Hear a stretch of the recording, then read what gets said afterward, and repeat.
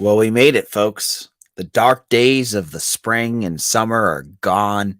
College football is back as the Eagles hit the practice fields at the Fish Fieldhouse on Thursday. I can't wait to talk about everything that we learned about the team in their first practice. Let's get into it. You are Locked On Boston College, your daily podcast on the Boston College Eagles, part of the Locked On Podcast Network, your team every day.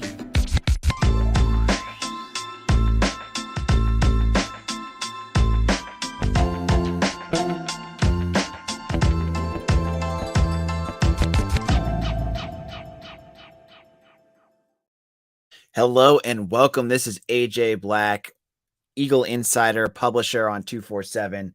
Let's get into it. Let's kick it. BC football, they started off their first day of summer practice on Thursday.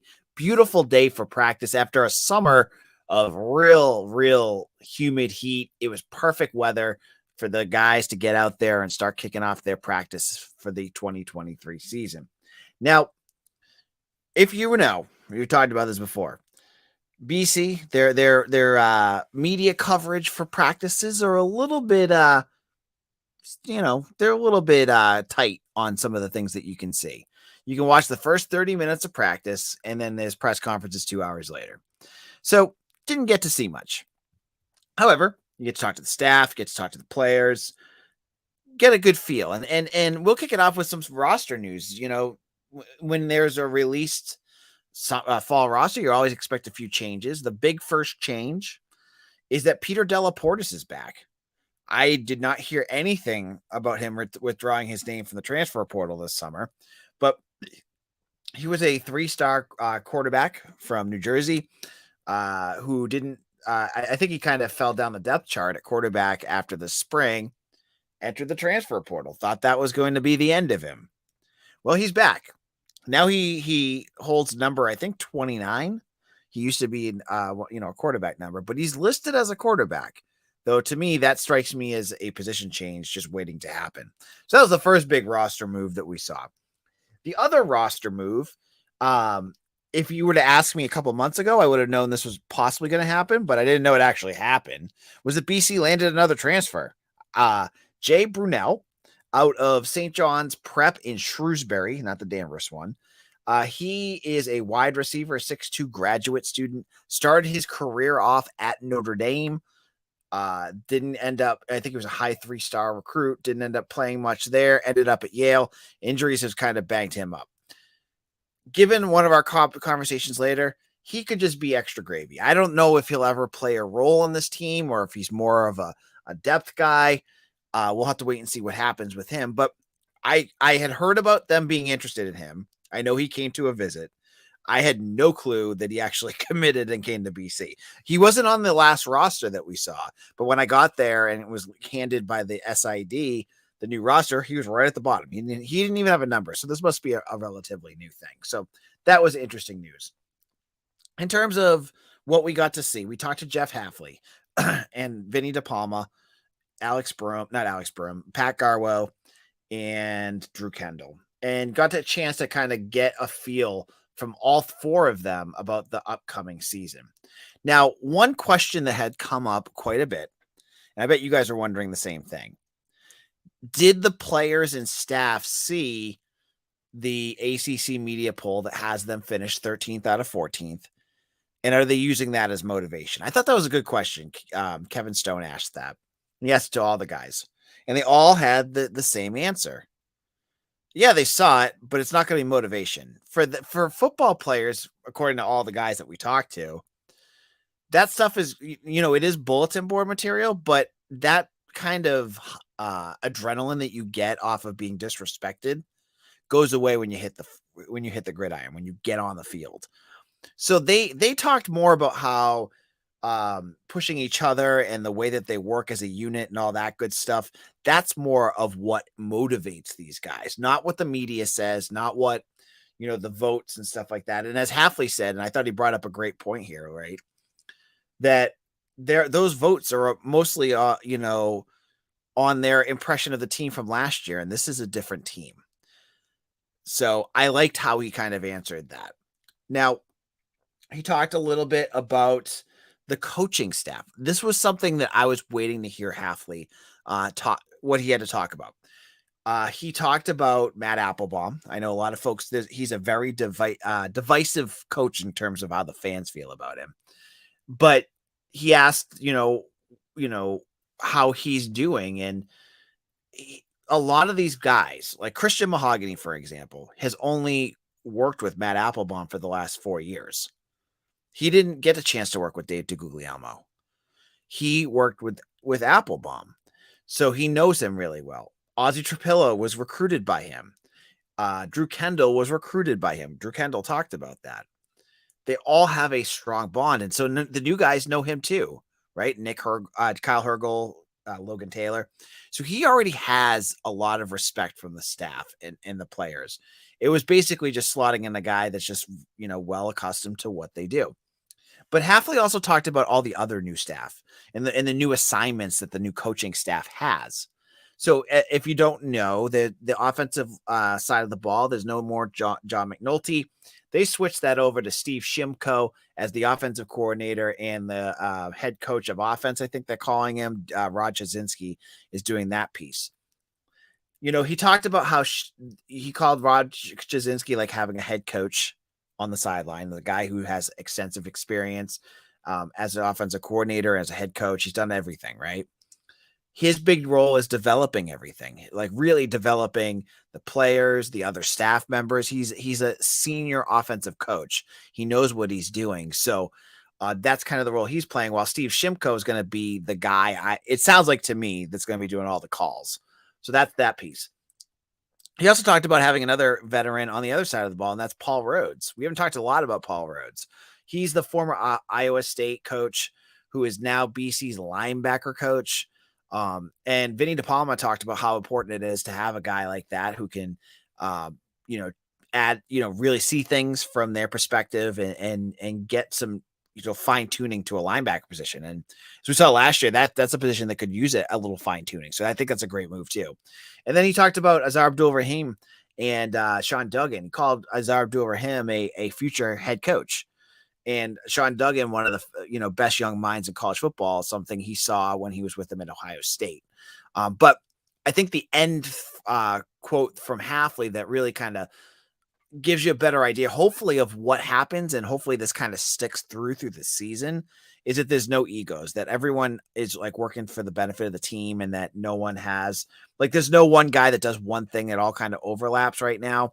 I'm sure they're going to have someone, more specific, things like play calling and stuff like that coming up. But, it sounded like from his perspective, they're meshing well, and having all those different voices is working well right now. Now, that being said, I still am a little skeptical of having all those assistants, but we'll wait and see. We'll see, maybe it'll work.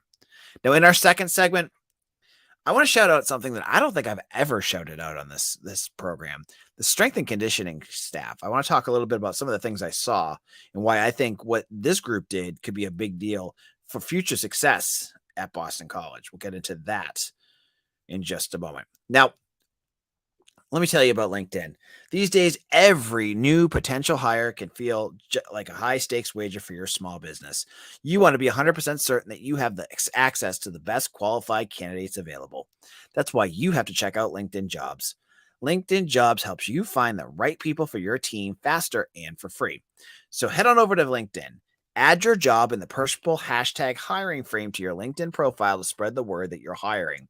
With simple tools like screening questions, it makes it easy to focus candidates with just the right skills and experience so you can quickly prioritize who you'd like to hire and interview. It's why small businesses rate LinkedIn Jobs #1 in delivering quality hires versus leading competitors. LinkedIn Jobs helps you find the qualified candidates you want to talk to faster. Post your job for free at linkedin.com/lockedoncollege. That's linkedin.com/lockedoncollege to post your job for free. Terms and conditions apply. Locked on BC here, AJ Black, and we're talking about the first day of camp. It feels like it's a little marred right now for a lot of folks because of all this realignment talk and all the conference expansion. I don't know, this is a small little diatribe here, but it just feels icky. I get it. I get that schools want to get more money. I get that Florida State thinks they deserve as much as, Auburn or whatever, like, Ohio State, and that they want to get this. But what's the end goal of all this? Are we like careening towards killing off college football in terms of this like amateurist vision of what this is going to become, as like 20 mega teams are just going to be it and that's it? It's kind of depressing, because it just seems like a bunch of executives that are just pushing through, destroying tradition and years of talent and fun for the bottom line. And there's no reason they have to do this. Like you're making a lot of money as it is. What's the end goal here? I don't know. Maybe I'm just being nihilistic about all this, but that's just how I wanted to talk about that for a quick second. Now let's take all that realignment stuff. I want to shove it in the dumpster. Let's get into more college football talk. Now, Phil Matus is the strength and conditioning coach at Boston College. He's a name that if you're just a casual Boston College fan, you don't know much about this guy. He came from Ohio State. Jeff Hafley knew him. He's the guy that's in charge of getting BC guys, players up and ready and big and, ready to battle on the field. And he doesn't get enough credit. And I think right now is a perfect opportunity to kind of shine a spotlight on the work he's done, because BC guys are getting bigger. And I think it's something that's a little underreported, but something very important. And I think you can go up and down every position and you can see the guys getting more muscular. And I'll give you an example. This guy right here, Donovan Azaraku, he is all ACC first team. He had, second or third in the conference in sacks with 8.5 last year. A very good player. What did he do in the offseason? He put on 12 pounds of muscle. He went since he's been at BC, he started at 210 and he was like a outside linebacker, edge, high, kind of a little bit of both. He's now up to 255. Dude is big. Same thing with Neto Ekpala. Same thing with, some of the other defensive guys that they have. They're getting bigger. And one position specifically I looked at and I said, wow, this position got big. And that is the tight end position. It's not the offensive line. The offensive line got big too, but that's not who I want to focus on here. Specifically, look at a guy like Jeremiah Franklin. He came in last year at 215 pounds and played tight end. He had a tough year, at 6'4", 215. There was issues other than weight. He was dropping passes. He had some issues in blocking. But since the end of last year, he went from 215, and I heard he probably trickled more towards 220. He's at, I think, 255 now. If that's all lean muscle, that is awesome. George Takis put on 10 pounds. Hans Lillis put on weight. All these guys, you got Holden Simmons, another tight end, coming in at 260. BC is getting bigger guys, and I think that is exciting. I think that, a lot, as Hafley said during the press conference, some of that has to do with the strength and conditioning staff, who in June were working their butts off getting these guys into shape. Also, it's guys just developing into their college body, right? You have Donovan Azaraku in, I think, his third year. You have guys hitting their third or fourth year. They're going to get bigger at that point. That's what makes them that's what gets them to that level. So it sounds like a good thing. Now, the piece that we're going to have to wait and see, and I think people get worried about, was the injury piece. I heard a lot of it last year. In the last couple of years, when you have all these injuries piling up, is the strength and conditioning staff doing enough to prevent injuries? And I'm not a doctor. I'm not a physical therapist or anyone who knows that kind of work.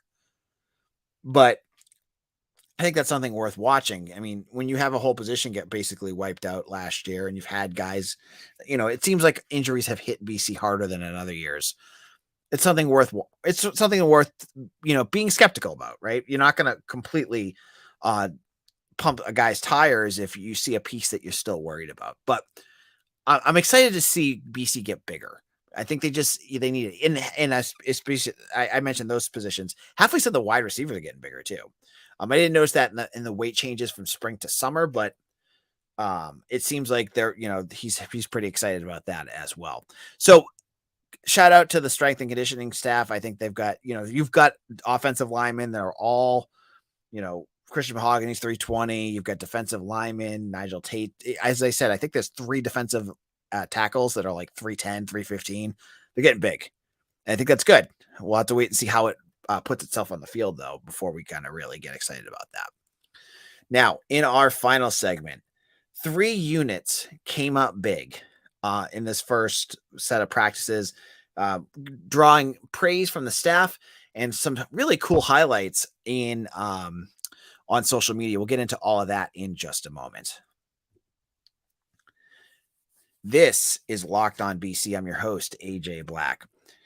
If you're listening right now live, there is still an hour and a half left to go to Eagle Insider and get our deal of 75% off an annual subscription. That is only $2.25 a month for unlimited inside access to BC sports. You can sign up right now and become a member. It takes 10 seconds to do it. You will get a year. I think it's like $26 for a full year of insider comments in our great community. So head on over to Eagle Insider, become a member right now. 75% off until midnight.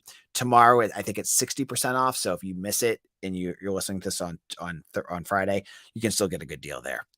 Now, 3 units got big praise on Thursday that I think are worth talking about, that I kind of want to get into, why they're looking great.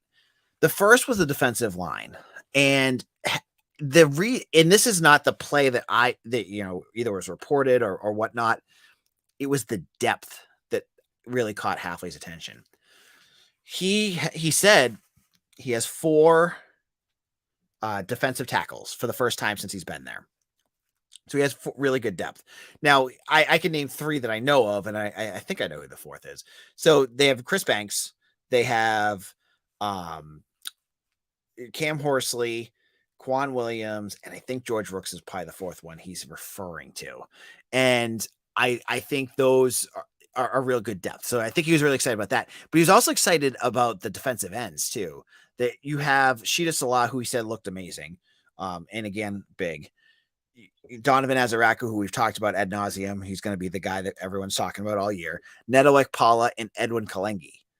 So you have a ton of depth on that front defensive line. And why that is so important, why that is as important as the offensive line, is it's BC's philosophy that the trenches are what wins and loses games. That's why they lost games last year. They were getting their butts kicked in the trenches. This year could be different. They've loaded up the trenches to get that depth that can be better. So that was a position that really popped. That it was interesting to hear his thoughts on that, because it sounds like it's going to be something that could be a key for the defense. And I was talking to another writer from another site. It was either Trevor Haas of the Globe or Rich Thompson. And they were saying, like, I wouldn't be surprised if BC could hold Holy Cross and NIU to 14 points on offense, because their defense is going to be that good. So that's good. That's a good sign to start your season. Like, if you play lesser teams or teams that you're supposed to beat and can really, establish yourself on defense, that would be a good positive, right? The other position, of course, is the offensive line. I got a chance to talk to Drew Kendall, and I wanted to ask him about Christian Mahogany's his comments about the mentality of the offensive line, which is they're going to be vicious and physical. He said, yeah, man, that's what we're going to be. We're going to be physical. We're going to be nasty. With all the guys that they have, that's going to be a big difference from last year. Like, they're assertive. They're feeling good right now. And they admitted that last year they still felt good, but when you have 140 something starts versus 4 last year, that's a whole different feel, folks. So that offensive line, again, I think they're going to be able to run the ball. That was another piece that came out of that. Like, the offensive line's playing so well, they're going to be able to run the ball. And I think that, is such a key to BC's offense that was missing. you're missing, such an important part of your philosophy. You can't run the offense that you want to. They're going to be able to do that. Now, wide receiver, I want to tell you a name. I want to give you one name that I think is on track to have a big year. And it was a name that was basically not heard of at all last year. And there were games that it seemed like from the middle of the season on, he just disappeared. That's Jaden Williams. Jaden Williams, his name has come up a lot. And it wasn't just Hafley this time. I've heard his name during the ACC media days. It's coming up a lot. That this is going to be a guy that I think is going to be an integral part of this offense and be a real offensive threat. And his speed is what keeps coming up. And I thought he was quick when he first played for BC, but maybe this is the time where he breaks out. So Jaden Williams, I think, is someone to watch for. But the other name that came up, and it was veiled in what the comments that I heard, but some clips I've seen of practice, you see exactly who he was talking about. Hafley, when he was talking, said that he has been really impressed with the play of some of his freshman wide receivers. Now there's 4 of them: Reed Harris, Montrell Wade, Jaden Skeet, and Nate Johnson. I was, before I was prepping for this episode, I went onto Twitter and I saw BC football putting up a few clips. What do I turn on? It's Emmett Moorhead bombing this pass and an incredible leaping catch by Jaden Skeet. Now, Skeet is a local freshman. He's from Catholic Memorial. He played in the U.S. Army All-American Bowl. He is a high 3-star, but a guy that I've heard great things about. And if he's already connecting with Emmett Moorhead, this is a dude that could be playing, early on, just like Joseph Griffin did. I've said this before. I even saw that clip before he even got on campus. He's brand new this summer, and we're already starting to see him make some big plays. I'm telling you, folks, he could be playing a big role sooner rather than later. Now, on tomorrow's show, again, I'm going to practice and the press conferences tomorrow morning. I'm going to jump in and record right after. So you're going to get an afternoon podcast on Friday with all live information. We'll be able to talk to Emmett Moorhead and Ryan O'Keefe. So I'm going to hopefully have some really good stuff for you on tomorrow's show. Now, if you're listening to this, make sure you hit that subscribe button wherever you get in your podcast. Give us a rating, give us a review, tell your friends, tell your family. If you've got people that are big Boston College fans, they're season ticket holders, tell them about our podcast. Send them the latest episode.